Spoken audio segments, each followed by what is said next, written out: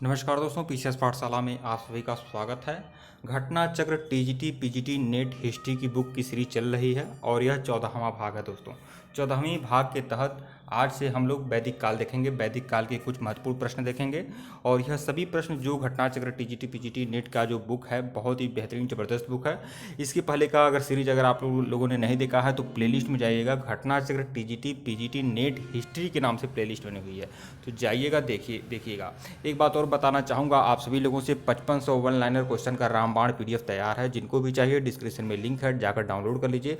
अगर डाउनलोड करने में असुविधा होती है तो आप लोग हमारे ऑफिशियल व्हाट्सएप नंबर पर मैसेज कर सकते हैं। ऑफिशियल व्हाट्सएप नंबर डिस्क्रिप्शन में दिया गया है। देखिए दोस्तों, जो भी मटेरियल है चार्जेबल है, तो जो लोग सीरियस होंगे बस वही लोग संपर्क करेंगे। अगर असुविधा होगी डाउनलोड करने में तो, क्योंकि डाउनलोड करेंगे तो आपका कुछ पेमेंट काटेगा, पेमेंट करने के बाद आराम से डाउनलोड हो जाएगा।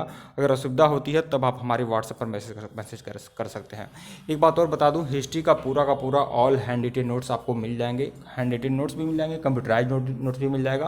पूरा एंशिएंट, मिडिवल, मॉडर्न और एनसीईआरटी के भी सारे नोट्स उपलब्ध हैं। जिनको भी चाहिए हमारे व्हाट्सएप पर मैसेज कर सकते हैं। व्हाट्सएप नंबर डिस्क्रिप्शन में दिया गया है। आइए सीधे प्रश्नों पे आते हैं। देखिए, वैदिक काल से संबंधित प्रश्न है। निम्नलिखित में से कौन सा वैदिक लेख पहली बार पुनर्जन्म के सिद्धांत की प्रणालीगत व्याख्या देता है? तो छांदोग्य उपनिषद में पहली बार पुनर्जन्म की व्याख्या की गई है। छांदोग्य उपनिषद में टीजीटी परीक्षा 2016 में पूछा गया प्रश्न है। सर्वप्रथम छांदोग्य उपनिषद में पुनर्जन्म के सिद्धांत का प्रणालीगत व्याख्या दी गई है। प्रश्न संख्या 2 देखिएगा। प्राचीन भारतीय लेखों के अनुसार निम्नलिखित में से कौन सी दो नदियों के बीच की भूमि ब्रह्मावर्त कहलाती है? तो सरस्वती और दृश्यवती नदी के बीच की, मतलब विकल्प ए जो है वह आपका सही है। वैदिक एवं परवर्ती काल में ब्रह्मावर्त पंजाब का वह भाग था जो सरस्वती और दृश्यवती नदियों के मध्य स्थित था। प्रश्न 3, तमसो मां ज्योतिर्गमय या हमें अंधकार से प्रकाश की ओर ले चलो निम्नलिखित में से किस उपनिषद में है? तो यह जो वाक्य है किस उपनिषद में है? तो यह वाक्य है बृहदारण्यक उपनिषद में। बृहदारण्यक उपनिषद में यह वाक्य लिया गया है, तमसो मां ज्योतिर्गमय और हमें अंधकार से प्रकाश की ओर ले चलो। तो यह बृहदारण्यक उपनिषद में है। टीजीटी परीक्षा 2016 में पूछा गया यह प्रश्न है। प्रश्न 4 देखिएगा। एक पुनर्विवाहित स्त्री के लिए प्रयुक्त पुनर्भू शब्द सर्वप्रथम किस ग्रंथ में दिखता है? तो पुनर्भू शब्द किस ग्रंथ में है? तो पुनर्भू शब्द जो है वह अथर्ववेद में है।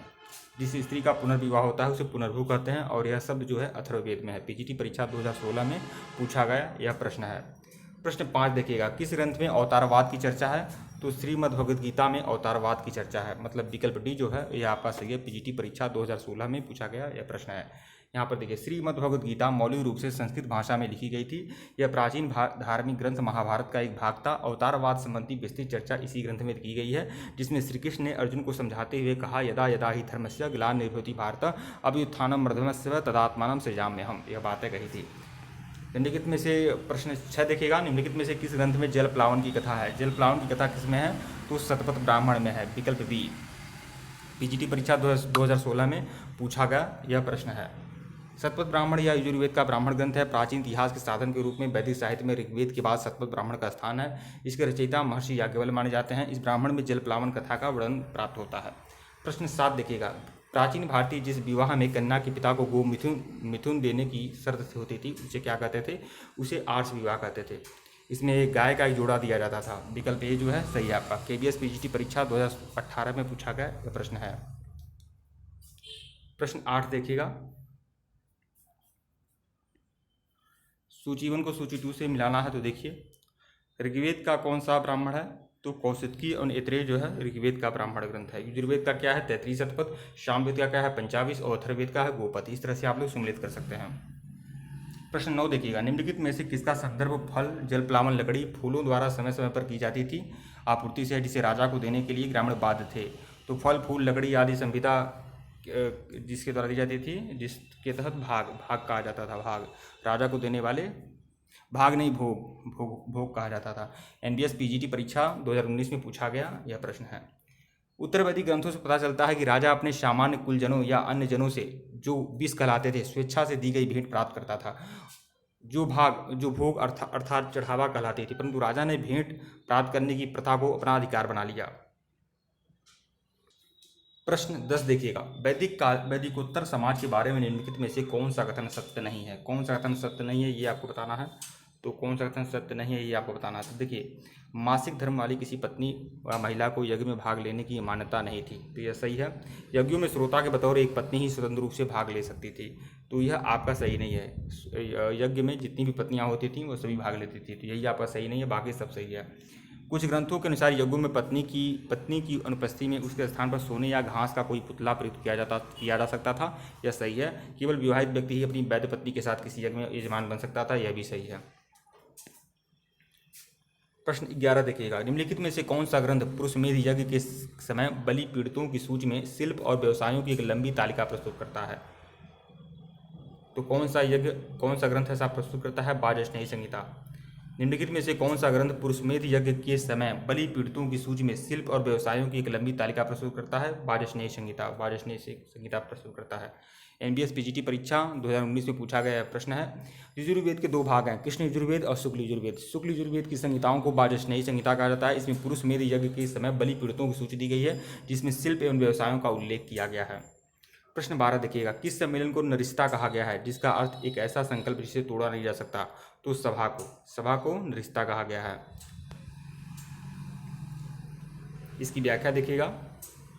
देखिए, सभा, समिति, विद्वत एवं गण वैदिक काल की प्रशासनिक संस्थाएं थीं।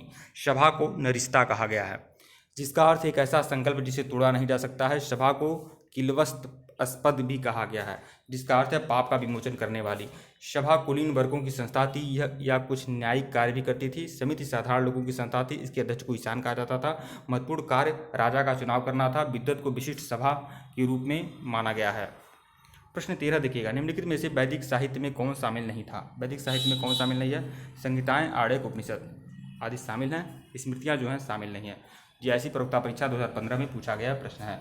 वैदिक साहित्य को श्रुति भी कहा जाता है। श्रुति का शाब्दिक अर्थ होता है सुना हुआ। संहिताएं, आर्यक, उपनिषद तथा ब्राह्मण ग्रंथ वैदिक साहित्य में शामिल है, जबकि स्मृतियों की रचना सूत्र काल में हुई थी।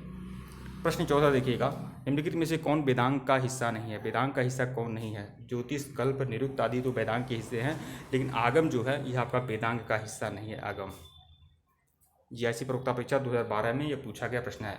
प्रश्नानुसार दिए गए विकल्पों में से आगम वेदांग का हिस्सा नहीं है। यह जैन धर्म से संबंधित है। वेदांगों की संख्या 6 थी, जिसमें शिक्षा, कल्प, व्याकरण, ज्योतिष, निरुक्त और छंद आदि होते हैं।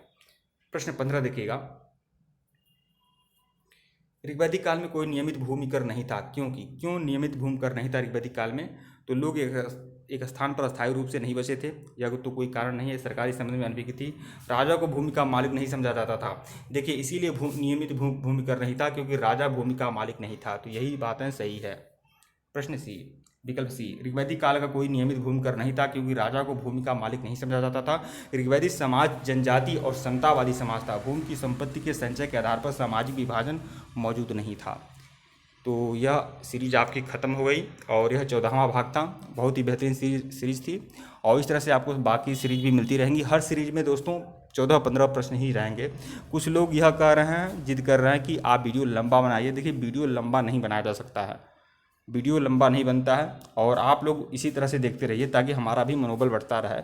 और वीडियो लंबा बनने से अगर कोई ज़्यादा लोग वॉच नहीं करते हैं तो फिर तकलीफ होती है, अच्छा नहीं लगता है मेहनत करने का। तो सब कुछ प्लेलिस्ट में है, आप लोग जाकर देख सकते हैं, कोई दिक्कत नहीं है। 10-15 मिनट का वीडियो अगर रहेगा तो अच्छा रहेगा आप सभी के लिए। डिस्क्रिप्शन में लिंक टेलीग्राम का, टेलीग्राम को बिल्कुल ज्वाइन करिएगा दोस्तों। डिस्क्रिप्शन में लिंक टेलीग्राम का है। एक बात और कहना चाहूँगा आप सभी लोगों से कि आप लोग 5500 वन लाइनर क्वेश्चन का जो रामबाण PDF है हिस्ट्री का है, उसमें ancient history, medieval history, modern history, world history के सभी प्रश्न हैं, प्रश्नोत्तरी है, और बहुत ही बढ़िया सीरीज है, बहुत ही बढ़िया ज़बरदस्त सीरीज है। जिनको भी चाहिए डिस्क्रिप्शन में लिंक दिया गया है, आप लोग जाकर डाउनलोड कर सकते हैं। डाउनलोड करने में अगर असुविधा होती है तब आप लोग हमारे ऑफिशियल व्हाट्सएप नंबर पर मैसेज कर सकते हैं, लेकिन आपको जो भी पेमेंट लगेगा वो पेमेंट लगेगा, चाहे ऑफलाइन, चाहे हमसे लीजिए या फिर आप वो लोग वहाँ से पेमेंट करके ले लीजिए, कोई दिक्कत नहीं है। और आप इतिहास का हैंड रिटेन नोट्स भी आपको मिल जाएगा, कंप्यूटराइज नोट्स भी मिल जाएगा, और पूरा का पूरा हैंड रिटेन नोट्स मिलेगा। Ancient history, medieval history, modern history, world history का पूरा यहाँ तक कि आपको क्लास 6 से लेकर 12 तक की NCERT हैंड रिटेन नोट्स भी उपलब्ध करा दिए जाएंगे, जो किसी भी ऑल इंडिया TGT PGT के लिए, नेट आदि के लिए बहुत ही रामबाण होंगे। तो जिनको भी चाहिए हमारे ऑफिशियल व्हाट्सएप नंबर पर मैसेज कर सकते हैं। ऑफिशियल व्हाट्सएप नंबर डिस्क्रिप्शन में दिया गया है, आप मैसेज ही करिएगा, कॉल बिल्कुल मत करिएगा दोस्तों। और जो भी मटेरियल है चार्जेबल है, और हमारे जो भी मटेरियल होते हैं, चाहे आपको हिस्ट्री का के अलावा आपको ज्योग्राफी का भी मटेरियल मिल जाएगा, सिविक्स का भी मिल जाएगा, इकोनॉमी का भी मिल जाएगा। जो भी मटेरियल है दोस्तों चार्जेबल है, जो भी मटेरियल है बेहतरीन है, पूरा का पूरा रामबाण PDF फॉर्मेट में सारे के सारे मटेरियल मिलेंगे। और आगामी कोई भी परीक्षा होगी, चाहे DSSB हो, KBS हो, NBS हो, UP Bihar Rajasthan Chhattisgarh TGT PGT हो, हर TGT PGT में यह काम देगा आपका। धन्यवाद आप लोग को।